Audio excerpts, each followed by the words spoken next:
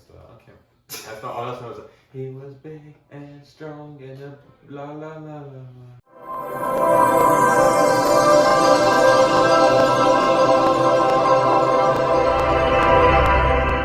Welcome back to the channel, guys.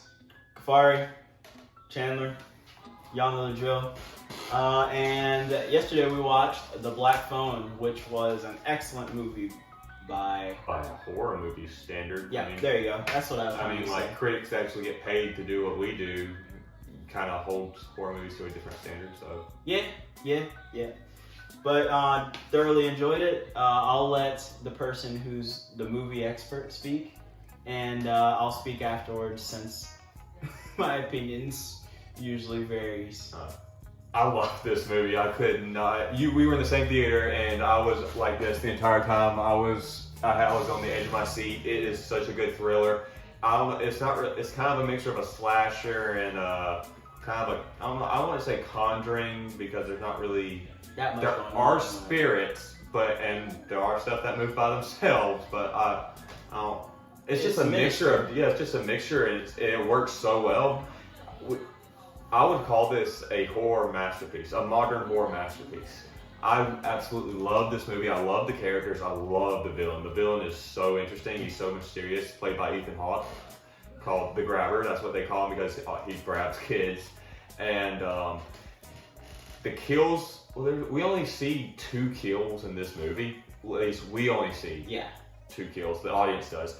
And they're pretty brutal. Oh, yeah. And they're awesome. Like, the movie theater was erupting when a certain kill happened because it was just so brutal and so cool and so amazing, and people were cheering, people were clapping. I was one of them. This movie's suspense is just on a next level. You feel uncomfortable during this entire movie. Oh, even like during like scenes that you're just normal scenes, just like them at school, you're just like, oh, something's gonna happen. You're grabbing your seat, like. Because it just gives that, I don't know, it just radiates this feeling of uneasiness, and it carries that way through the entire movie, and you expect something to happen almost every second. Even if it doesn't, you still expect something to happen at any moment. I love this movie. I cannot wait to see it, I guess, on streaming. That's probably one we have to wait to see it again, but I love this movie. Ethan Hawke as the Grabber, a masterful performance. I was thoroughly entertained watching him, and also like concerned for the kid because this guy is a child killer, and this is one of the best performances I've seen Ethan Hawke do. And this guy's like, I think he's Academy Award nominated, and I never really was a fan of him until recently, but I am just, between this and Moon Knight, he needs to play more villains because this was the first movie role he's ever took as a villain. He actually, he had a certain rule to himself, I think, because he didn't want his kids to see him as a villain. He would never play a villain in a movie, but he changed that. His kids are adults now, and he finally changed that rule to play the villain, to play the Grabber in this movie, and he just does an unbelievable job. I cannot tell you how much I love this movie. I give it a 10 out of 10. Wow. That's from a horror movie. A horror movie scale, 10 out of 10. It's not going to win no Oscar or anything. You're not going to see it at the Academy Awards or anything, but this movie is going to have, I think it's going to have a good reputation. Years down the road, people will still be talking about it. Kind of like people still talk about Halloween, but I hope there isn't a sequel to this movie. It doesn't need one. It can stand on its own for the test of time. Yeah, my opinion. What I can say, so normally I don't even like scary movies, and when I say scary movies, I don't mean like slashers. I'm fine with Halloween, all those types of movies, but particular type of movies that I don't really mess with are like the Conjuring type of movies, anything that involves spirits, where it's demonic spirits and all that stuff. Yeah, I'm not really a big fan of those either. I mean, I'll watch them. It's just like I just can't get into them. Yeah. But there are other I can get into The Exorcist. That's like one of the exceptions. Or The Omen. That's demonic. The Omen's like one of the most demonic movies ever made. But I can get into those. But I still wouldn't be able to. But whenever it came to this movie, from the jump, as he said, it was pretty suspenseful. One of the opening scenes, it's not really a spoiler, it doesn't reveal anything from the movie really, is the opening scene where there's a fight happening, and so from the jump, like, okay, the kid punches 1 or 2 times, you think, okay, the fight's over. Yeah. And they just keep on punching. Like, the kid's on the ground, not moving, and the kid on top of him just keeps wailing punching on him, and you just hear like the blood coming out and the cracks of the bones, and it's just like, these kids are freaking brutal. Like, there's another fight when 3 kids jump our main character, and his sister comes up behind him and just smacks him right upside the head with a rock, and you see the kid bleeding from his head.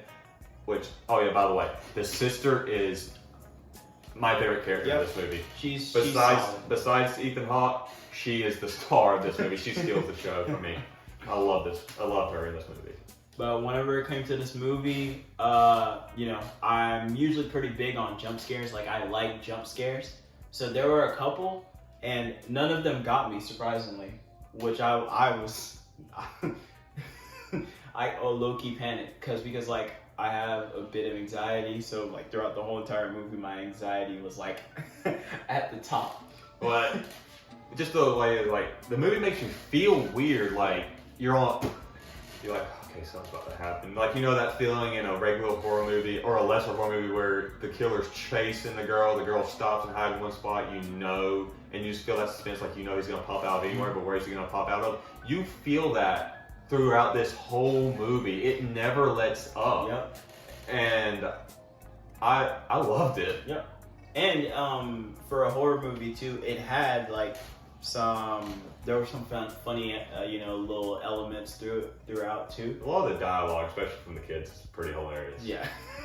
So yeah, I definitely love this movie. A movie I would definitely watch again for sure. He gave it a 10 out of 10. I would go a solid 9. Like I said, not a normal fan of scary movies. So a solid 9, I'd definitely rewatch it again. And shout out, because this movie also had a really good soundtrack. Oh yeah. I believe it took place in the 70s, so they had a lot of 70s classics, and love the soundtrack. I was tapping my foot through a lot of this movie like I was through Elvis, which we will get to soon enough. Yep. I didn't really notice that, but I think the only hair I noticed was that one kid with the huge afro and the mustache, because he looked like a 12-year-old pedophile.